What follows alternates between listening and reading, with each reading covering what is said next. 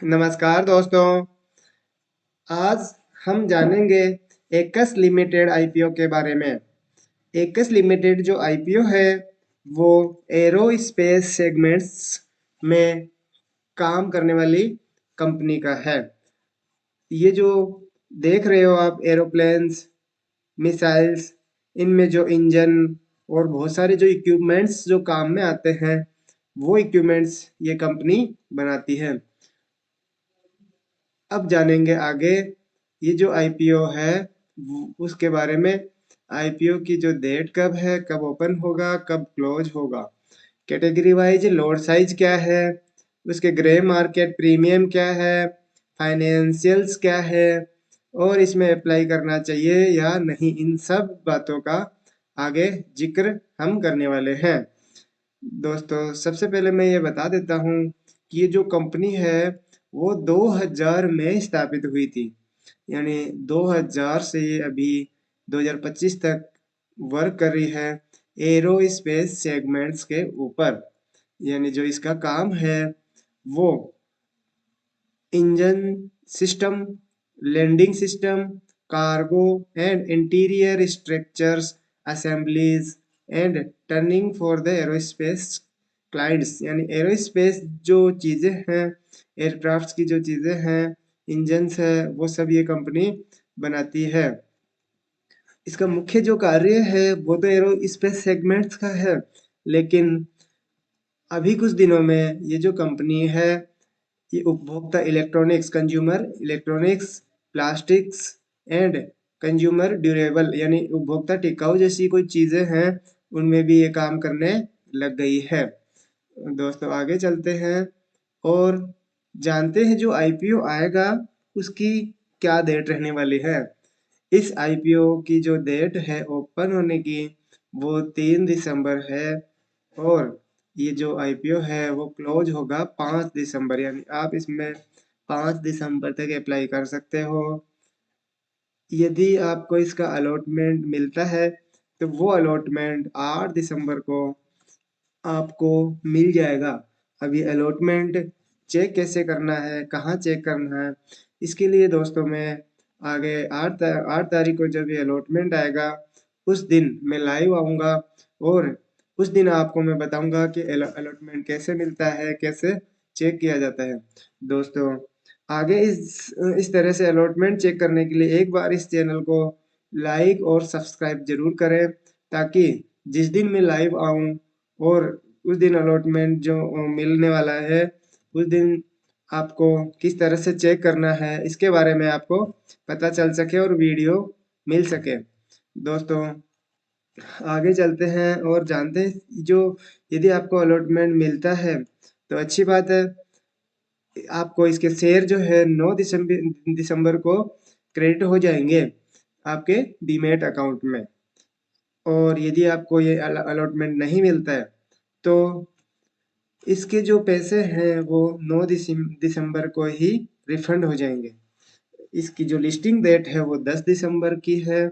यदि आपको अलॉटमेंट मिल जाता है तो 10 दिसंबर को जब लिस्ट होगा उसके बाद में आप इसके जो शेयर मिलेंगे आपको उनको आप बेच सकते हो।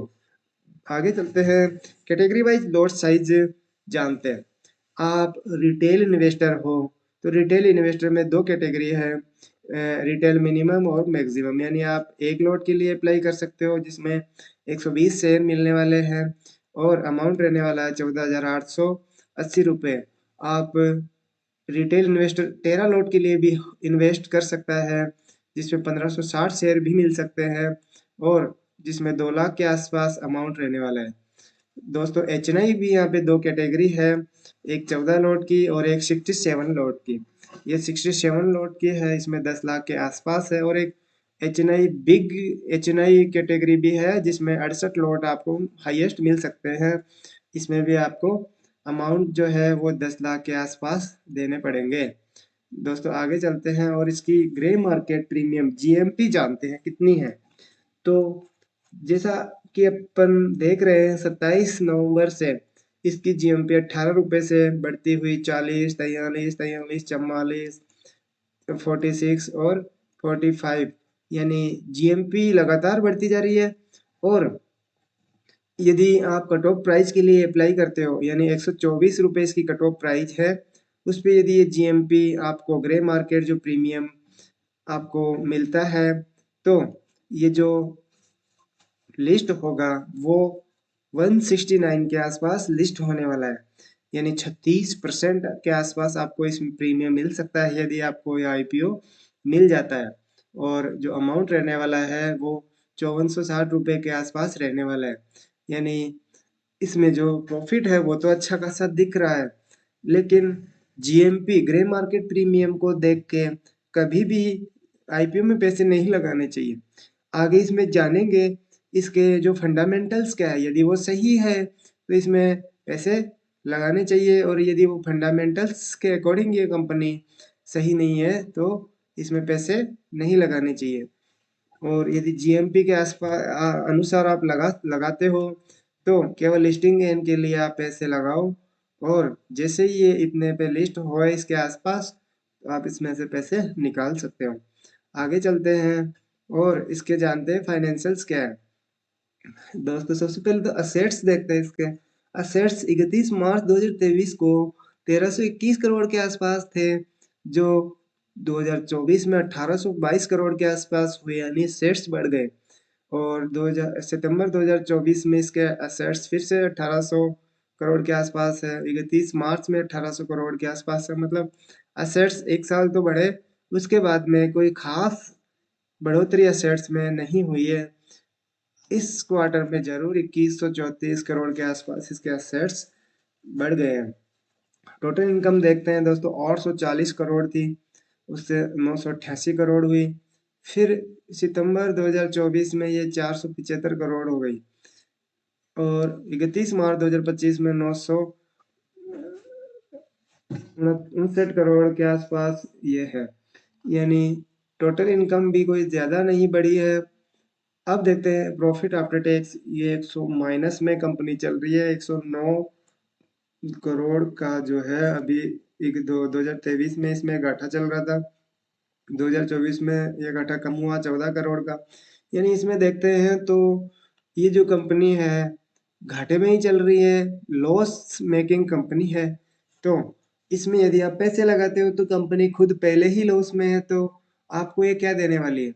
यदि किसी के पास, अपन एग्जाम्पल से देखें तो यदि किसी के पास पहले से ही उधारी चल रही हो और आप उससे पैसे ले सकते हो, नहीं ले सकते, क्योंकि उसके पास पहले ही उधारी है। वो आपको कैसे देगा, आपको प्रॉफिट बना के कंपनी तब देगी जब खुद प्रॉफिट में होगी। तो ये कंपनी ही प्रॉफिट में नहीं है तो आपको कैसे बना के पैसे देगी, ये तो समझ नहीं आ रहा। आगे चलते हैं, इसकी उधारी देखो ना, उधारी भी बहुत अच्छी उधारी चल रही है इस पे। तो इसको देख के ये लग रहा है कि जो कंपनी है वो आपको कुछ नहीं देने वाली, लेकिन फिर भी इतनी ग्रे मार्केट प्रीमियम कैसे है, ये तो ये कंपनी वाले ही बता सकते हैं। आगे आप इसमें अप्लाई कर रहे हो, अप्लाई करते हो और नहीं करते हो, ये आपके ऊपर है। यदि इसमें आप अपने रिस्क पे पैसे लगाना चाहते हो तो आप लगा सकते हो। दोस्तों ये नया चैनल है, इस नए यूट्यूब चैनल को आप लाइक एंड सब्सक्राइब जरूर कर दें, ताकि आगे आने वाले वीडियोज आपके पास सबसे पहले पहुंच सके। धन्यवाद।